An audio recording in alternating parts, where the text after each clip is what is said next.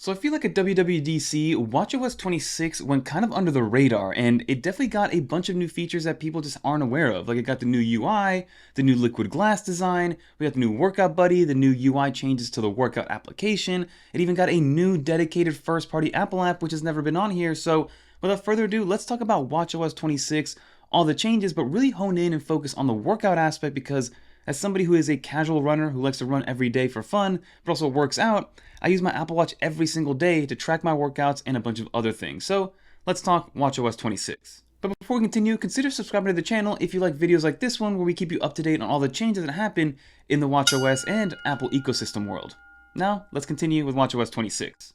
So now before we begin, I do want to mention a quick rundown of the compatible devices. Basically, if you have an Apple Watch Series 6 or newer, you'll be able to run WatchOS 26, albeit there are some limitations in terms of the always-on display and things like that, but overall, if you have a WatchOS Series 6 or newer, you'll get probably 90 to 95% of the features we're going to mention today. But now let's get into what we got new with WatchOS 26.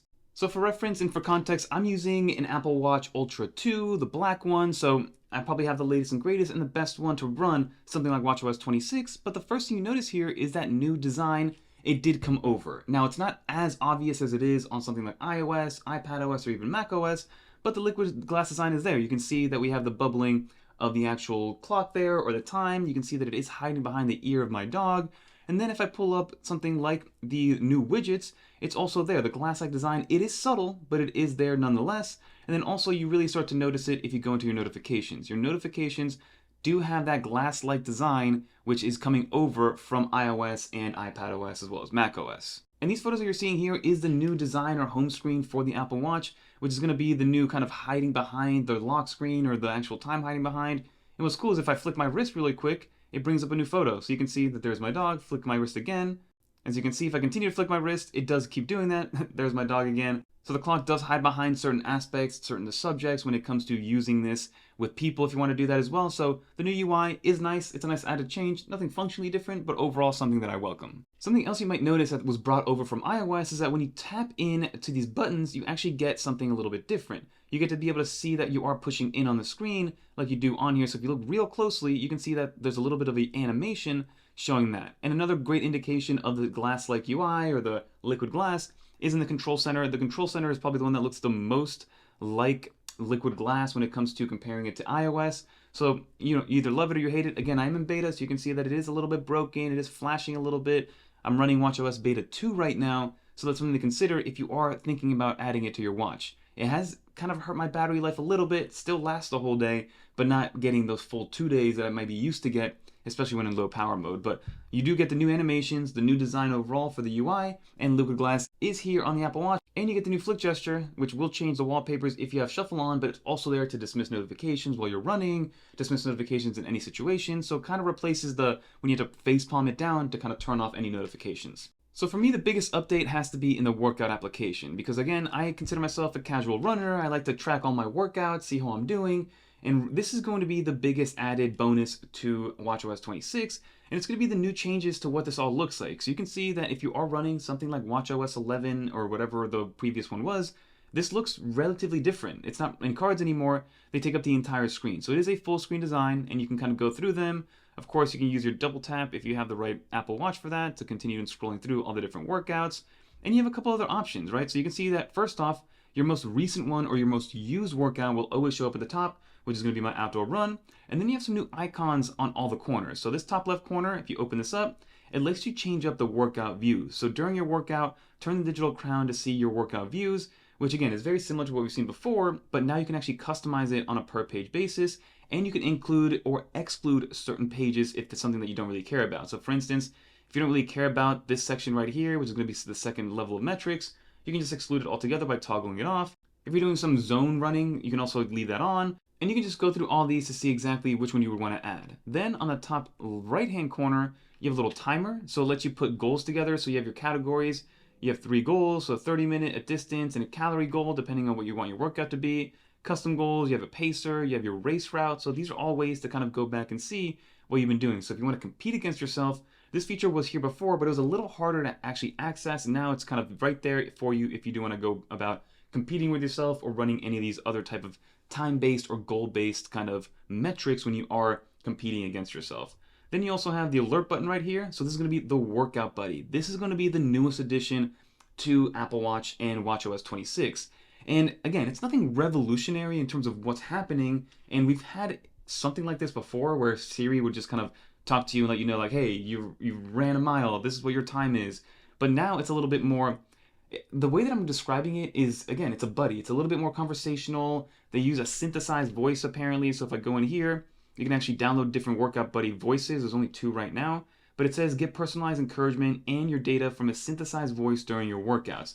So it does sound like a natural voice, and they are kind of reiterating and grabbing data from what's going on around you and all your workout data. So for instance, when I turned it on the other day, I started my run. I was about 3-4 minutes into my run. Then the workout buddy came on and told me, hey, congratulations on your 100th mile ran this year. Continue with the good work. So again, it's all about kind of encouragement and improving, and it pulls data from previous runs and previous things you've been doing. Not only that, but it also takes into account all the applications that are running in the background, even if they aren't first-party applications.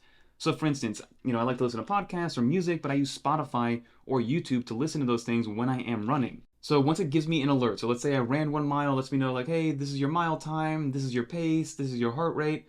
Now enjoy listening to X, Y, and Z from Spotify, or continue listening to your podcast 9 to 5 Mac overtime in order to continue your run. So it pulls that data and also gives you context of what's going on. So it knows that you're listening to that kind of stuff, which I think just adds an extra level of personalization and an extra level of just comfort when you are using something like the Workout Buddy. So I've been a big fan of Workout Buddy, and I didn't think that I would like it or really care for it, but now it feels weird not to have that person talk to me, or that assistant talking to you when you are working out, to get a little bit more on there. And again, you can kind of customize this to however you see fit, so you can get alerts based on heart rate, your cadence, power, time intervals, split intervals, your different laps if you're running outside on a track. And again, you can get targeted alerts. During outdoor run, custom workouts, you will receive an alert for any targets that you may apply during that interval. So again, that's going to be the UI for the Workout Buddy. And then lastly, over here, you have the ability to control your music for auto playing media. So automatically play media when you start outdoor run workouts unless media is already playing. I'll leave that turned off because I don't want it to go into Apple Music since I don't use Apple Music. So that was the Workout Buddy and the new workout application in a nutshell. Great improvements overall. Nothing game-changing, nothing brand new, but just something to help motivate you just that much more. But now let's get into a couple of new things that I wanted to bring up, and that's going to be this new hint widget, or this new Smart Stack hints.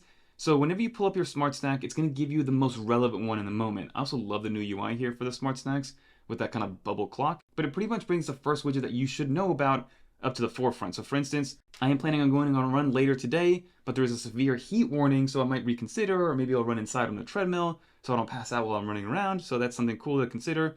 And then also you'll get a little bubble, which I'll put some B-roll on over, when you are actively using certain things. So if you are running, you'll get a little running bubble to bring that to the forefront. When you're using the camera on your iPhone, the little remote camera icon will show up down there. You can tap on and then open up that application. So giving these little hints in the Smart Stack just adds to the usability and adds to the efficiency overall of watchOS 26.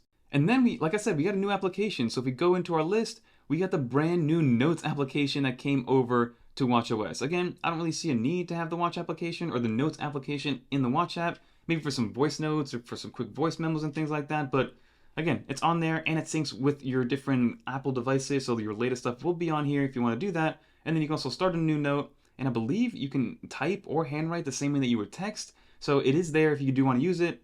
I don't see myself using this too often, if at all. But let me know in the comment down below if you're going to be using the Notes application and how you would use it. And then you also have live translations, which happen the same way that would in the iMessage app. So all those different things that came over to iMessage are now available on the Apple Watch with watchOS 26, like the live translation, as well as like the polls and the backgrounds and things like that. So that's always good to know. So for example, if I pull up, let's see if this works in real time. You can see that in this conversation, there is a background, right? This is a football conversation. I have a football player in the background, which is something that I added. So all that stuff is going to be readily available in iMessage or in the Messages app on watchOS 26 as well, which is good to know for those people that really use this to message a lot, which, I'm going to be honest, I don't really text through my Apple Watch at all. My Apple Watch is mostly there for workouts and notifications. So that will just about do for this video, everybody. As you saw, there wasn't like a drastic overhaul and change when it comes to watchOS 26.